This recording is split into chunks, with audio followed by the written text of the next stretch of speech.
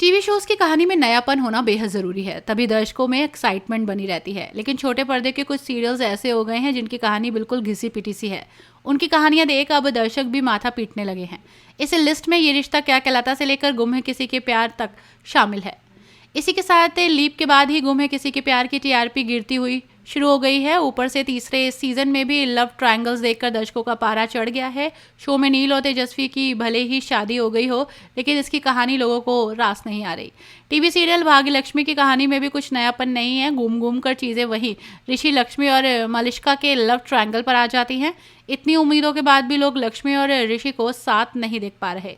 राजन शाही के ये रिश्ता क्या कहलाता है की कहानी एक बार फिर से लव ट्रायंगल पर आ गई है। सरोगेसी के साथ ही ट्रैक दूसरी दिशा में जा रहा है। दर्शकों को एक रत्ती भर ये पसंद नहीं आ रही। झनक की कहानी मानो रुक सी गई है। शो में अनिरुद्ध और झनक की प्रेम कहानी आगे बढ़ ही नहीं पा रही। तो वहीं 25 अप्रैल से शो नए सिरे से शुरू हो रहा है, जिसमें झनक को गांव की गोरी दिखाया जाएगा। हालांकि प्रोमो देखते ही लोगों ने उसे ट्रोल करना शुरू कर दिया। टीवी सीरियल भाग्यश्री की कहानी में भी कुछ नयापन नहीं है। घूम घूम कर चीजें वही ऋषि, लक्ष्मी और मलिष्का के लव ट्रायंगल पर आ गई हैं। इतनी उम्मीदों के बाद भी लोग लक्ष्मी और ऋषि को साथ नहीं देख पा रहे हैं।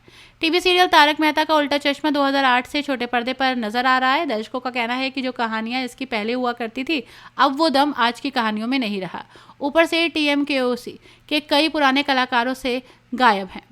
अनुपमा की कहानी भी खास परफॉर्म नहीं कर पा रही है। सीरियल का ये ट्रैक ये रिश्ता क्या कहलाता कि सीजन 2 के आधार पर चल रहा है। तो वहीं राघव का नया एंगल लाने की मेकर्स ने कोशिश तो की है, लेकिन दर्शक इससे खुद को जोड़ नहीं पा रहे।